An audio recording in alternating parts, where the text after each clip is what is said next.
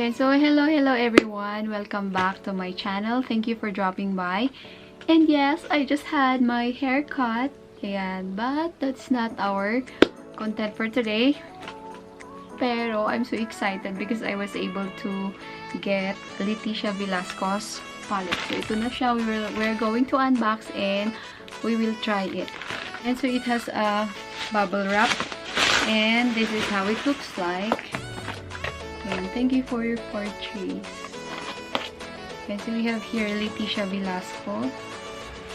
And, oh, may giveaway sila na, ano to, lip balm. And thank you, Glamskin, Manila. I have a freebie. Yeah, so, it was already stated in Shopee na may kasama siyang mirror. So, this is the mirror. Thank you. There you go. Tada! Siya, and this is it. This is how it looks like. Wow, so very nice. Ayan na. Oh, ayan po ang ating mga. So I'll be making a look using this palette, but before that I will be putting my other makeup off cam, and I'll see you later.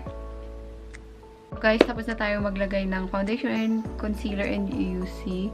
Mukha na akong multo dito, taong puti. But later on, we will fix that one using the palette of Letisha Velasco. And I think, hindi lang ito is eyeshadow, but multi-palette.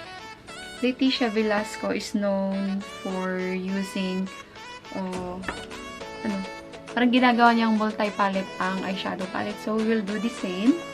And naisip ko na dito na rin kumuha ng pang-eyebrows ko.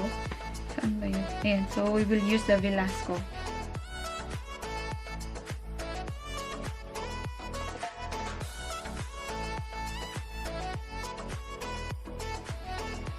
Here, you see that, guys? Yun, oh. Kulay. Ayun, guys. So, done na tayo sa brows. And by the way, I used this brow soap. Ayan. So, nag-brow soap po tayo. Para mas pakak pa yung eyebrows natin, gagamitin ko yung Maybelline eyeliner ito. Ay, concealer. This one. Para ilinis yung edges ng brows. Okay.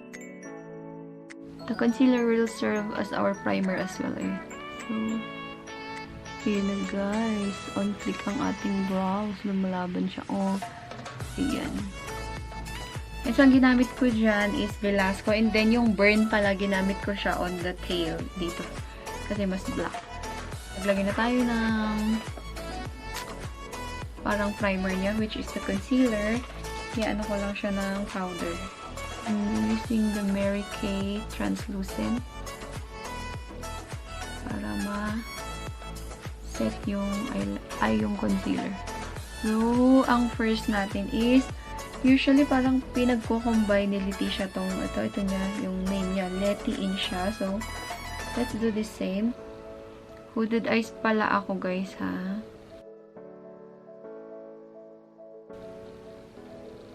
And so, it's very pigmented talaga. And so, after that, iniisip ko kung magka-cut crease ako, pero feeling ko, mag-cut crease ako. But,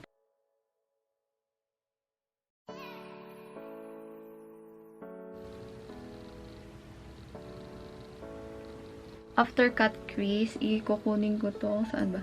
Ito. Fantasy. Balak ko kasing ilagay to. Ano to? Proud. Yan. Lagay natin sa gitna. Let's try.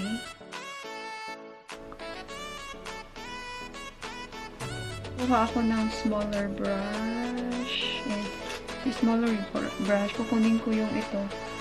Fish siya. So, mag-eyeliner tayo using this hairline.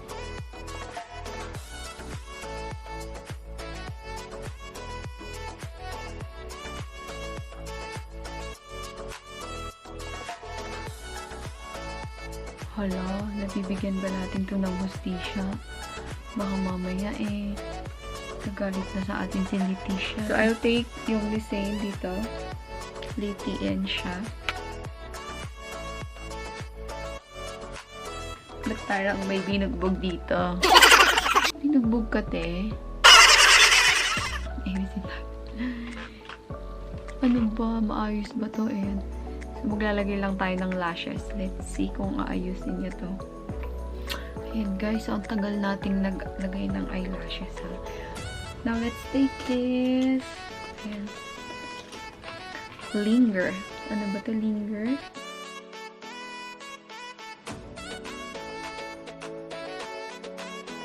Okay, so let's do the contour. I will be using this. Ano ba ito? Velasco in Burn.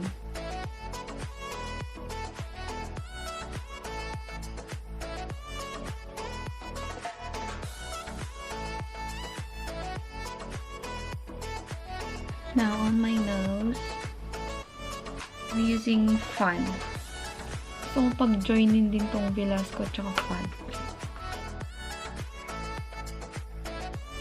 Ayan, sa nose natin. Ay, nakakatawa tong palette. Kinuha ko yung Linger as my highlighter.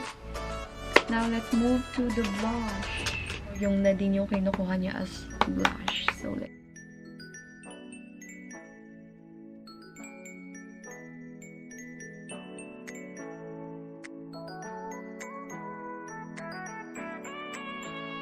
ayan, so parang kanina, I will use this Linger.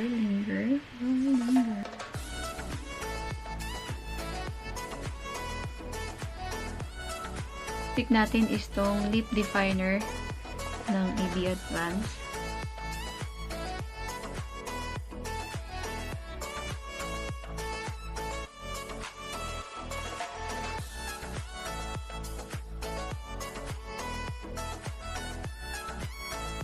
Mag-mist lang ako.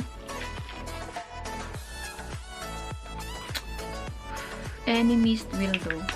Basta para mag-melt. Ano kaya? Itsura ko. Wala na akong pwedeng gawin sa hair ko. Ganito na to.